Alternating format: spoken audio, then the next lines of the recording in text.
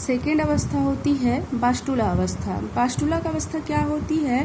मोरोला अवस्था के बाद मोरोला के ब्लास्टोमियर्स विभाजित होने के साथ इस प्रकार व्यवस्थित हो जाते हैं कि उनके बीच ब्लास्टोसील या ब्लास्टोसील नामक एक गुहा बन जाती है, जिसको भ्रूण में मोरुला से ब्लास्टुला बनने की जो क्रिया होती है उसको ब्लास्टोलेशन कहते हैं। देखिए, इससे पहले हम क्या पढ़े हैं? मोरोला पढ़े। मोरोला क्या होती है? 12 से 16 कोष की अवस्था होती है।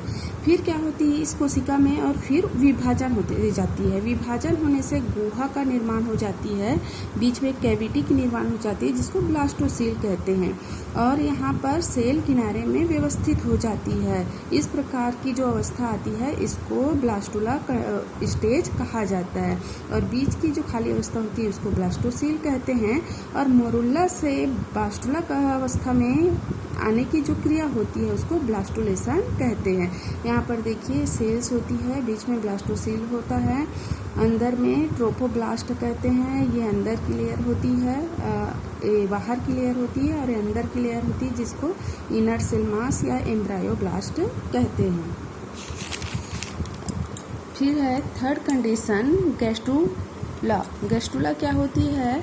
बास्टुला में तेजी से विभाजन हो जाती है। जो बास्टुला अवस्था होती है बीच में कैविटी बन जाता है और चारों तरफ सेल होती है, उसमें तेजी से विभाजन होती जाती है। और ब्लास्टोमियर जो है वो व्यवस्थित होकर भ्रूण के चारों ओर 3 स्तर बना लेता है, त्रिस्तरीय संरचना बना लेती है। त्रिस्तरीय संरचना क्या क्या है? एक्टोडर्म, मेसोडर्म और एंडोडर्म।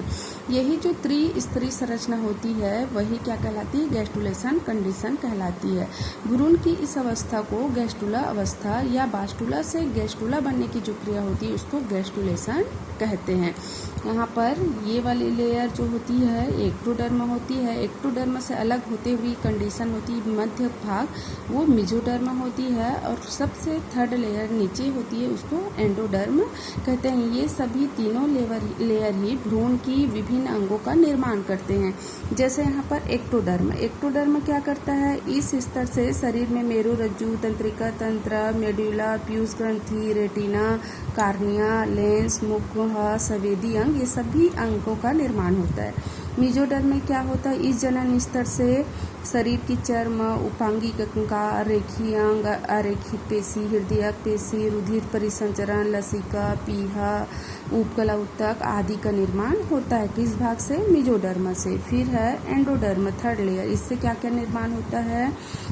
आहार नाल के आंतरिक भाग, अमाशय, आंत्र ग्रंथिया, यकृत, अग्नाशय, थायराइड, पैराथायराइड, पीयूष ग्रंथि, थाइमस, ये सभी अंगों का निर्माण एंडोडर्म के माध्यम से होता है। फिर है भ्रूण का पोषण या प्रसव। भ्रूण का पोषण कैसे होता है? यहाँ डायग्राम में एक भ्रूण दिख रहा है, भ्रूण के चारों तरफ त्रिस्तरीय संरचना दिख रही है, ठीक है। तो सबसे पहले जो स्तर होती है वो खुरदुरे प्रवर्धनुमा संरचना दिखाई दे रही है। इस भाग को करियान कहते हैं, करियान कहा जाता है। जो बाहर लेयर होती है उंगली के समान प्रवर्तन निकला होता है, करियान होती है जो भ्रूण को सुरक्षा प्रदान करती है। फिर यहाँ झिल्ली की द्विस्तरीय संरचना होती है, पतली झिल्ली की, जिसको एमियन कहा जाता है। एमियन के अंदर में एमनियोइन द्रव भरा रहता है जिसको एमनियोटिक फ्लूइड कहते हैं। एमनियोटिक फ्लूइड में ही बच्चा सुरक्षित रहता है और इसमें तैरते रहता है। यहाँ पर करियानिक विली होता है।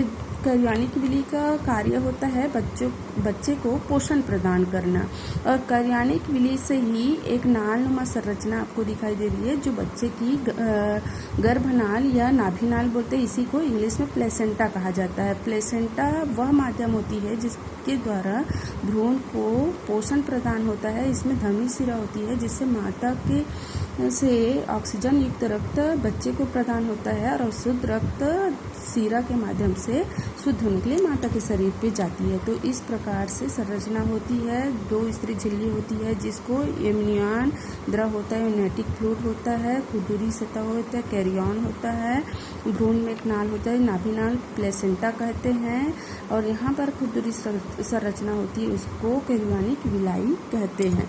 फिर प्रसव। जब 40 सप्ताह या 280 दिन की गर्भावस्था पूर्ण हो जाती है तो फीटस मतलब भ्रूण के द्वारा एक पेशी दबाव उत्पन्न होती है, जिसके कारण से गर्भाशय के बाहर भ्रूण आ जाता है। प्रसव या शिशु जन्म के कुछ समय बाद एम्नियन और जो कैरियन और प्लेसेंटा है वो भी बाहर आ जाती है। पीयूष ग्रंथि से रिलैक्सिन हार्मोन स्रावित होती है, जो कि प्रसव में योनि मार्ग या फिर गर्भाशय को चौड़ा करके प्रसव को आसान बनाता है।